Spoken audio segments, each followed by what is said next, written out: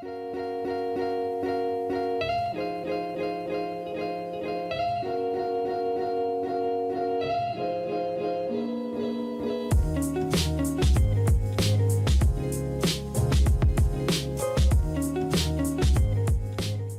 everyone. Welcome back to the Commercial Real Estate Library. You know me, Dama Tamanawala. You know Garrett, my co-host. And today we are joined by the CEO of Altree, Zev Mandelbaum. Zev, thanks for being with us. Thank you. Thank you for having me. Greatly appreciate it. Yeah, it's great to have you. One thing I'd love to start with, Mandelbaum is kind of one of these names that everybody knows in real estate, Weston, the Gasparis, especially if you're from Toronto. And then there's Mandelbaum. And I know early in my real estate career, looking up who is the owner of H&R, who's the owner of this company, these large buildings, and it's all tied to this one last name. So can you tell us a little bit about your family and growing up in the real estate business, and then a little bit of the history? Sure, I'd love to. I'm a third generation real estate developer, and people have said this to me, so many companies affiliated with our family, that I actually made a family tree of the family companies, with just the companies, so people can see who's who. I'd love to show you that to you one day. But around the 1950s, my grandfather, Sandy Hofstetter, came to Toronto from escaping Auschwitz. And he started here off as a furrier, then an egg salesman, and he got into real estate development. Around the same time, while we were having our amazing boom here in Toronto, his friend Eugene Cohn, who later married into the family, his children, and his other friend Abe Lehman and Paul Reichman all came together. And they all got involved in real estate. And lo and behold, many years later, H&R and Fieldgate, Medallion, Olympia in York, which was the Reichmans, which we were very big partners with back then, had grown and created tremendous empires in real estate development and in real estate holdings. So much so that the Reichmans went on to become 7th richest in the world at the time. They had built Battery Park in New York. They built the first Canadian place. And they were on their way to building what I would call the climax of real estate development, Canary Wharf in London. Yeah. A bit early for its time, but one of the most amazing development projects probably in history. And this happened around 1989, 1988. There was the great crash that everyone knows in real estate. And the Reichmans had done something called the jumbo loan. And the jumbo loan basically collateralized all their assets towards the building of Canary Wharf. And Margaret Thatcher was supposed to deliver the railroad. It didn't end up happening. As you know, the market collapsed, the jumbo loan broke, and my grandfather became partners with a lot of the creditors of Olympia in York. But Olympia York still exists today. Olympia Tile is part of that family, and the empire of Olympia New York was eventually sold to Brookfield in 2005. Fieldgate later on became, which was part of H&R at one point in terms of family. My great uncle's daughter married Eugene Cohn's daughter. Sorry, his son married Eugene Cohn's son, and that became Fieldgate. Medallion, which was run by Abe Lehman, his daughter married my uncle Dave, and that's how that family kind of got together. We did a lot of real estate together. H&R after 1989 went through this kind of awakening period that everybody did. By 1996, they rolled their commercial assets into a REIT, a public REIT called H&R REIT, which I'm sure you're familiar with. My uncle Tom is the CEO of H&R REIT. The high rise, my father took over with his partner Barry Fenton and called it Lantera Developments. The industrial, my uncle Dave took over. It's called Davpart.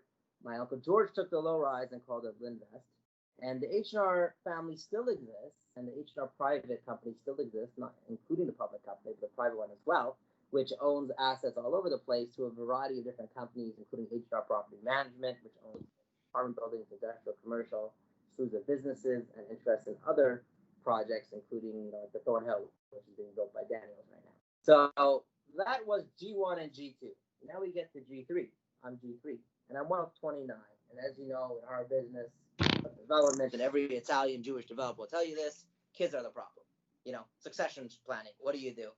So the mentality of our family was very much to enable the wealth generators and enable us to succeed. I'm one of 7. G3 is 29 in the Hofstetter family. So I first started working in H&R, then I went to Lantera, then I started my own company with my 2 brother-in-laws, Ben and Elliot, called Marlin Spring. I ran that for 5 years, where we developed real estate all over Toronto. We expanded into the United States in a very large way, buying properties in Texas, Florida, Ohio, and New so on and so Jersey. forth. We had in New York. And then I started my own firm about 2.5 years ago now, called Altree Development, as part of that succession plan to be able to continue generating the wealth and the productivity, and also doing what I love best, which is focus on development projects. In my family, if you're not in real estate, there's something wrong with you. Like, what do you do? Come on, right? Yeah. You know, Shit. and I just had this dream growing up with my grandfather, looking at all these real estate development projects that they had done, all the buildings that they had done, and I became so enamored by it. It's all I really wanted to do. So that's how I continued on this legacy of development. So how do you get so many successful companies out of, first of all, how do I get into this family? Is there a way? I would love to be all grown up and married now. Yeah. There's no single kids available. However, I got a girlfriend. I'm just kidding. We can work on something. What? We can always work on a merger. Okay. All right. Perfect. Like, how do you think? Well, you mentioned it right there, the third generation, or what do they say? It's overalls to overalls in 3 generations, something like that. Church right? leaves to church leaves in 3 generations. Yeah. Okay. All right. Yeah. Nothing wrong with overalls. So how is it that your family was so successful in enabling each set of kids to do so well? Like, what is the secret as you were growing up? How did that happen?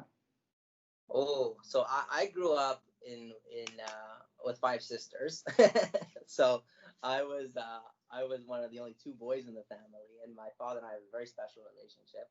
But real estate development is different than other real estate businesses. In other real estate businesses, you're in a big office, and it's not as much of a roller coaster. It's thrilling, I'm sure, in many ways, but not in the same way as real estate development is. Real estate development is just an incredible high.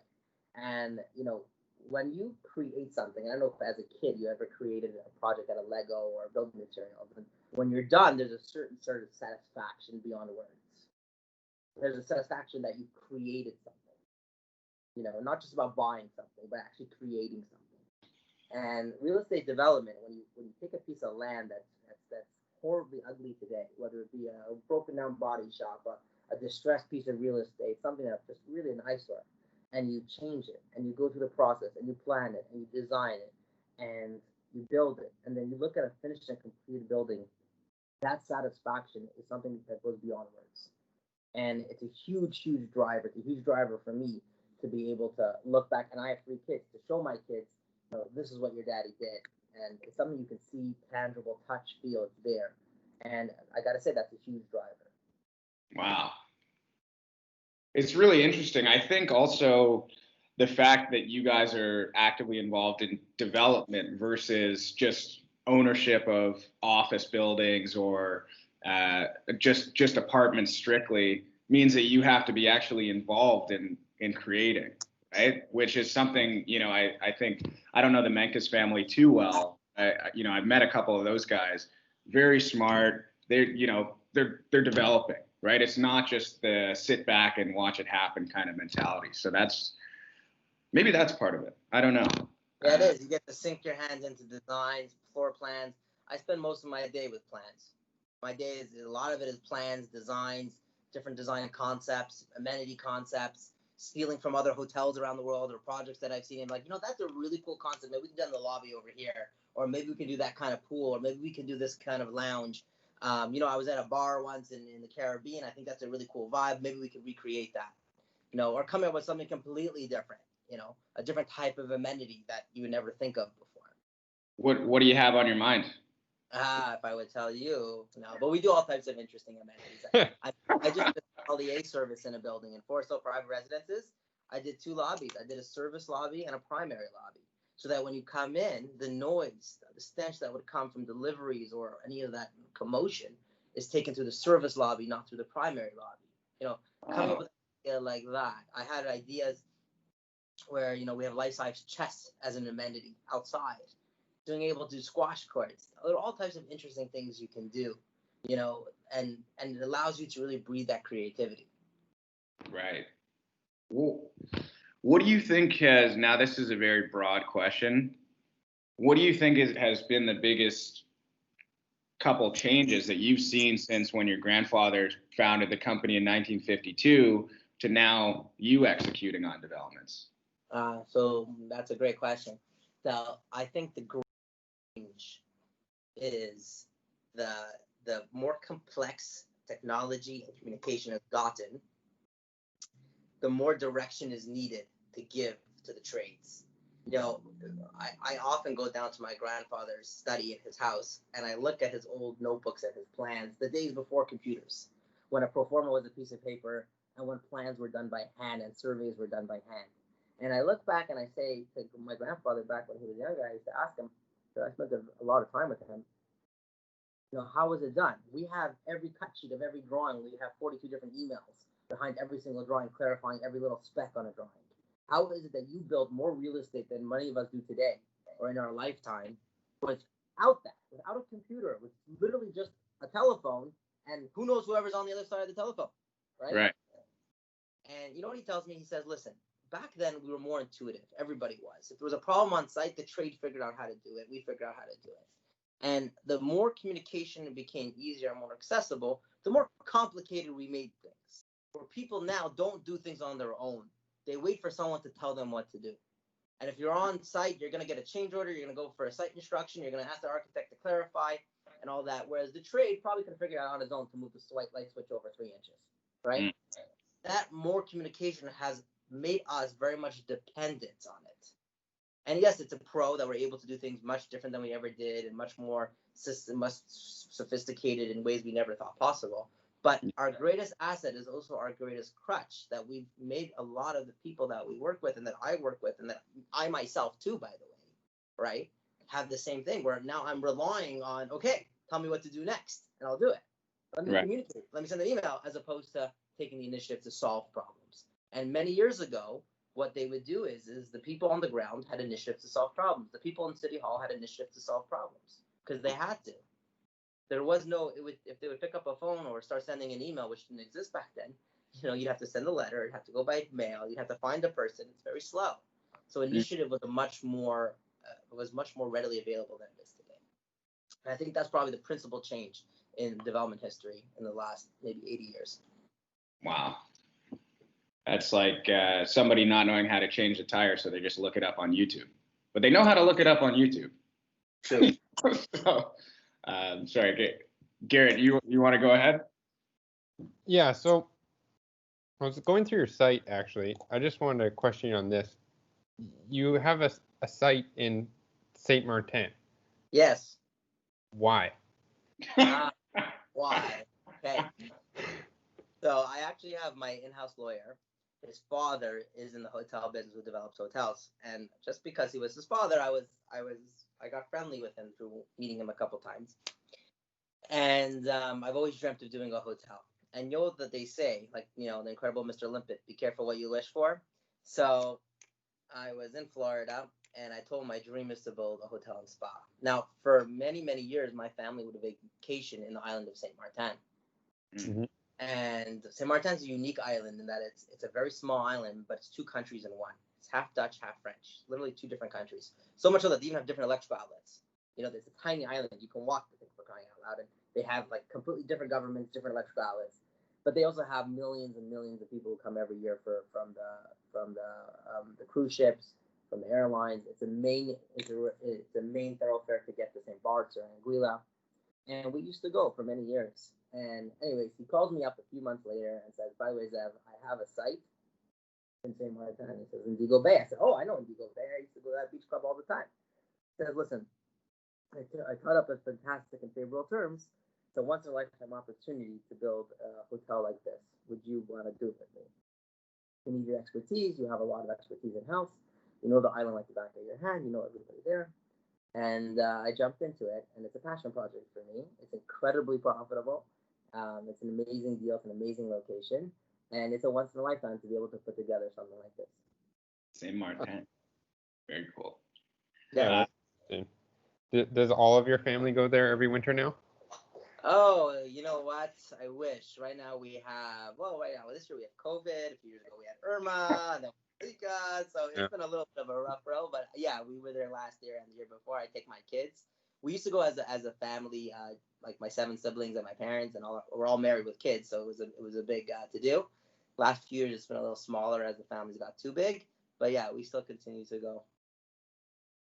I mean, this is hot topic, and you were saying you love the pandemic and everything it's done to society right before we started recording. So, can you share with us from a development perspective, especially here in Canada, how did it impact your developments in terms of, sales, your ability to launch new projects? What are you seeing out there? How is it everything? Absolutely, for sure. So sales have been pretty strong in August and September. We'll see how we were doing in October when the numbers come in. But August, September for us was really good months. We sold a lot of low rise, a lot of mid rise, a lot of high rise, a lot of luxury in our for-sale project. Wow. Sales were very different. It was a very different process. A lot of it was done virtually. A lot of it was done one-on-one, which works for now. As a long-term solution, it doesn't work because simply you're working literally 5 times as hard to get people in the door because it's one at a time now.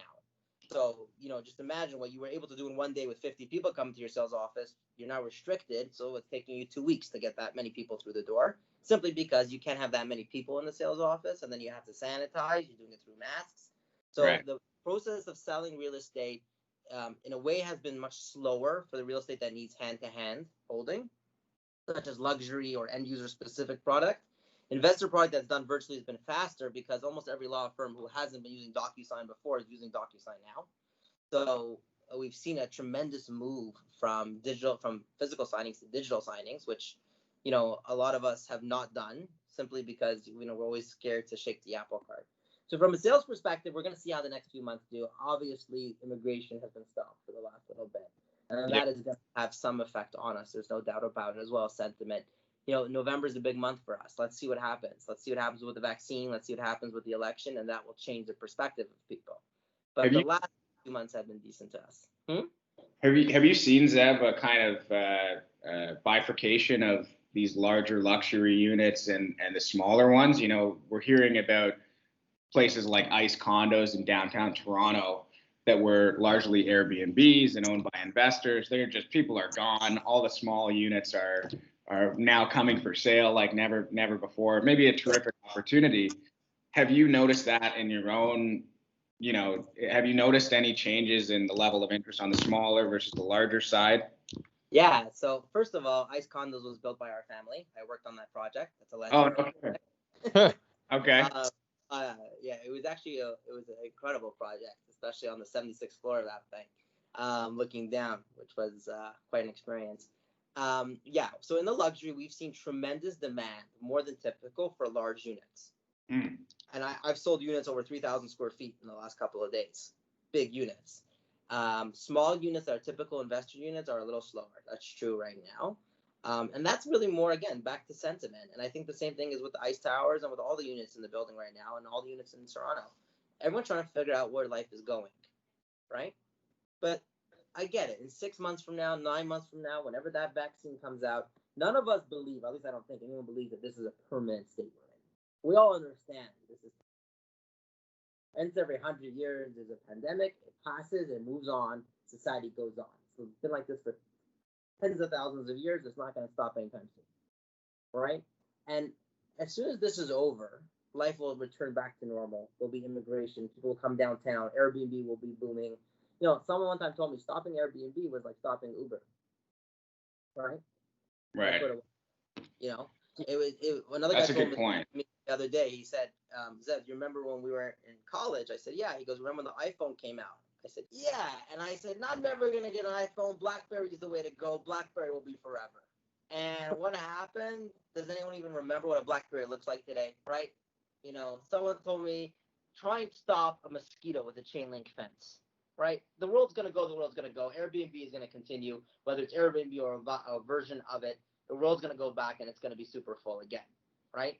But right now, people have a problem. Right now, they're bleeding. Right now, there's banks breathing down their back, and they are bleeding, and therefore they're reacting, and they have to react because that's what life is. The question we have to ask ourselves as real estate professionals is this a here and now problem, or is this a forever problem? And the here and now problem will be over soon. The forever problems won't. So, okay, given all of these here and now problems and kind of temporary things that might be happening, and you know, we imagine maybe Airbnb or something like it will have a resurgence, maybe in Toronto and major cities across the country. Immigration is going to turn on. We're going to start having 150,000 people come to Toronto. You know, 300,000. What is it? 340,000 to Canada overall. You know, that tap's going to turn on again soon. With that in mind, where are you seeing opportunities? I mean, I mentioned one. My colleague had joked about raising a fund to go buy all those units in ICE because there will be demand very soon. Where do you see opportunities in the development world? Sure. So let's put ourselves in the shoes of someone who's not in Canada. And let me ask you, Dima. Pretend you're living in another country. I don't care which country it is, you choose it. And you're asked, where in the world would you want to live today? And you go through the list. England, you're not going to want to. America, you'll probably be scared to death. Be like, America, are you kidding me? Oh, that place went to who knows where. Get out of America. Get out of that mess. St. Martin. St. Martin, right. Yeah. There are very few countries, and Europe, look where Europe's going through. There's very few countries that are stable. There are very few countries that are solidified, stable. What that means is that, yes, we have a prime minister who many of us think may not be the best prime minister, but at the end of the day, it's a stable country. Canada's stable. It's a good economy. It's a great place to live. It's safe. It's not Iran. No one's threatening to kill us. There's no war over here. Everybody's happy with Canada, and I think anybody would want to live here. That's what makes this city so great. It's Toronto in specific. Now, what does that mean? That means that if you are now in a third world country or a second world country, or you're in another country, you're going to try and get yourself to Canada and your kids to Canada. That's what you're going to do. And when this pandemic is over and there is a vaccine or however it ends and the borders are open, legally or illegally, you're going to get your ass here and your money. Because you're not going to trust the country you're living in right now where you've been locked down. You've seen your money being taken away from you. You've seen your business being ransacked. You've seen literally being taken, your rights and freedoms being taken away. You're going to fear for your children's future in that country. You're going to see poverty and the transfer of wealth from the rich to the richer and the poor to the poorer in most of those countries. You're going to want to come somewhere safe, and you're going to want opportunity for your children. So if you are a middle class to upper middle class immigrant, you are going to try and come to Canada and send your money to Canada. Therefore, I think whether they open the immigration doors, whatever numbers they're going to post that they're accepting, there's going to be double that. And that means that mid-market housing is going to be extremely strong. Now, upper market housing is different. So luxury is always about location. So for sale, yes, you are for sale. It's a unique address. There's always going to be buyers for that. You know, is there going to be buyers for a $1,500 square foot condo in downtown on King Street? Probably not so much strength. But anywhere where you're affordable, and I mean by affordable, I don't mean the bottom of the barrel. I mean the middle of the barrel. Call it $800 to $1,100 a square foot, which then is cheaper than wherever they're living today. And they have the ability to buy it in Canadian dollars. They will somehow come here. They will either push up the lower class into the upper class or housing, which is usually what would happen, or they come straight into the middle class. But by God, they're going to figure it out. And the proof of the pudding is we always knew when they put in the 15% foreign buyers tax that it was not going to have much of an effect, and it didn't. Why? Because at the end of the day, there was no foreign buyers. Sure. However, they got the money here, they got the money here, but they weren't foreign buyers. Like I tell you, I sold 186 units at the MAC, at a major MAC for 100. Almost every single one was a foreign name, but yet none of them paid the foreign buyers tax. Why? Because somehow, cousin, relative, brother, sister, they figured it out. Right. I think everyone coming out of this pandemic, not now, 6 to 9 months from now, or whenever we see an end to this thing, they're going to be running to Toronto. So if I was you, I would do exactly just that. The opportunity is buying those condos, buying the stock that's mid-market. The upper market, there's an affordability problem. You simply just can't afford it.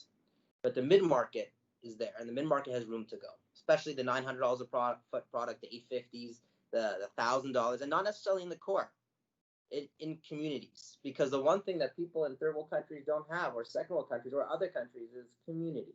If you can find a condominium project or a house or whatever in a good community, and by good community, it has good amenities, good quality of life, some accessibility. It doesn't have to have the best transit, but some accessibility, but good parks, good retail that they can have a coffee at, good schools, then you are right now sitting on a gold mine. Okay. One question that I have for you then, because, obviously I think Garrett and I are very bullish on Canada. We want to invest in Canada. I think a lot of our podcast listeners feel the same way.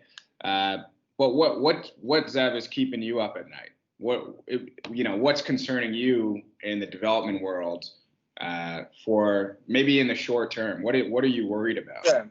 So in the short term, I'm worried about a few things. One is I'm worried about on the retail side, because we do retail as well, is that we're still paying the banks. The banks are still charging interest, and we still have our retail, but yet our tenants aren't paying rent, or we've lost a lot of tenants, especially the mom and pops. That keeps me up at night, not just because I'm losing money, and I am losing significant funds on the retail, but also because once you wipe out a business, it's very hard to come back. Right.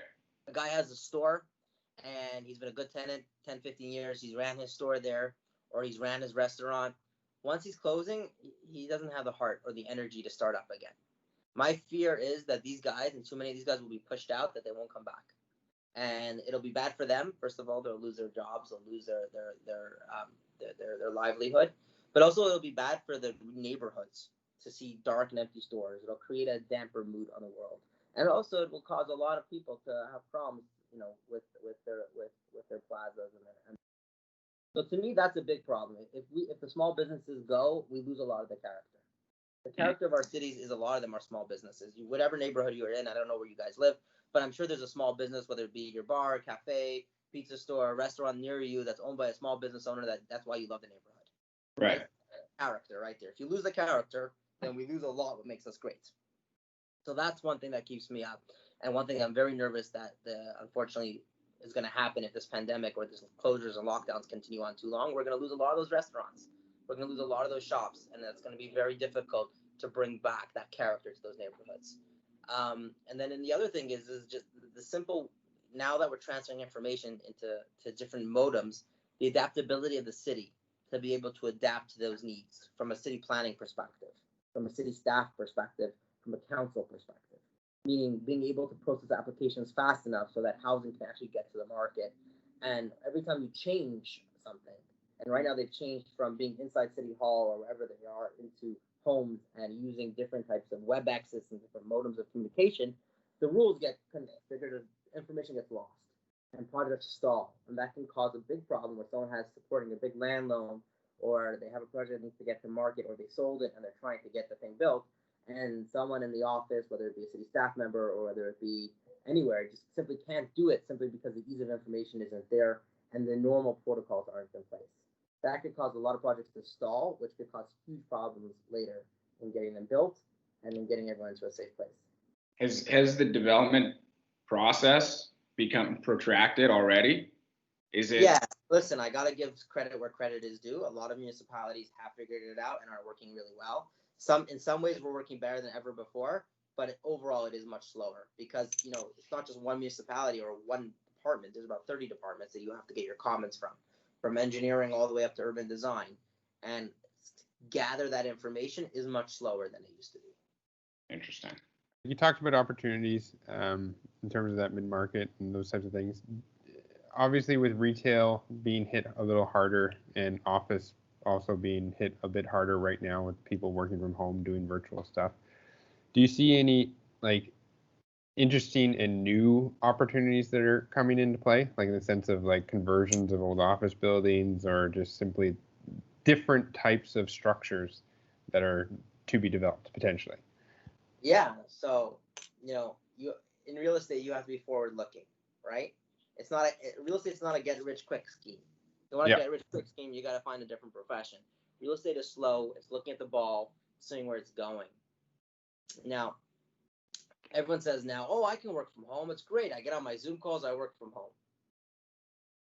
I can tell you that networking is down 80% probably, if I had to guess. Yeah. And that means that at least productivity that you're feeling is fake. Productivity that you're feeling is temporary. It's still the residual work that you have. The new networks, new communications, new friendships, new ways of doing and conducting business is more difficult than ever. And over the period of the next 6 months, you're going to see a lot of people start to change their tune. Humanity is based on social interaction. Cities are based on social interaction. Business is based on social interaction.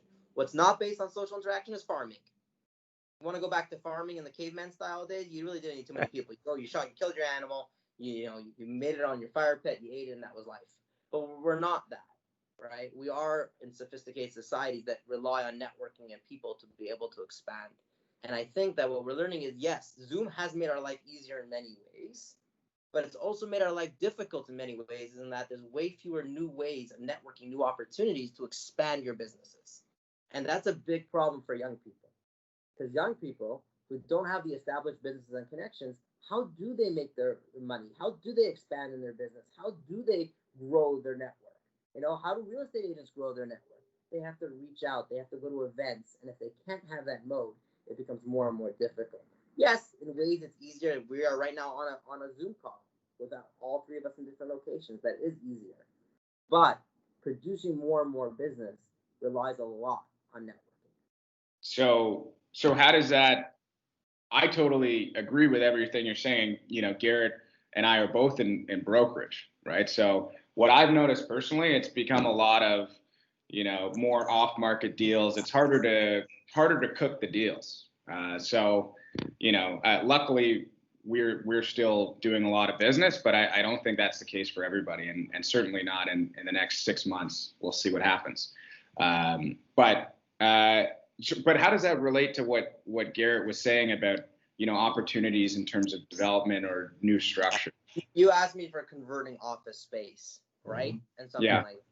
Oh, you're saying you don't think it will need to be converted? I'm saying not that I don't think it will need to be, though there are opportunities to converse, and Zoom does help. So what I was going to finish with was like this. Knowing that you need social interaction to network, knowing that office spaces are very important and networking is more important than ever, but also knowing that Zoom does help you, right? I believe that the future of office and the future of downtown in terms of it is not so much from a working perspective, but more from a networking perspective. Meaning offices are not so much where you hunker down and do your work that you can do at home. You learned that you can have a 1-bedroom plus den and you can work in your den. Right. So more where you're going to network, and to not convert those office spaces out of office spaces, but to transform them that they're more interactive, that you meet more people in the hallway, that an office space, maybe an office building has a lounge at the bottom level where more people can interact. Because the truth is, the only reason you're going to be in an office building is to interact with people that are outside your space.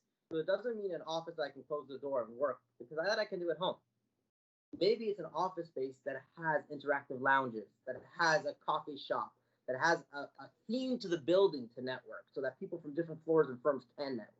Wow. Because that's what you realize you're missing. And I think that's going to be a very big draw. And if I was building an office building today, I would make the entire ground floor one massive lobby like a hotel. Wow. That's a lot of food for thought. I think you would, that line of thinking would make our friend Wayne Berger at IWG. I think that would make him very happy. Oh, yeah. Thinking about co-working and having more of a dynamic work environment. Of course, that's a separate discussion. Zev, final question for you.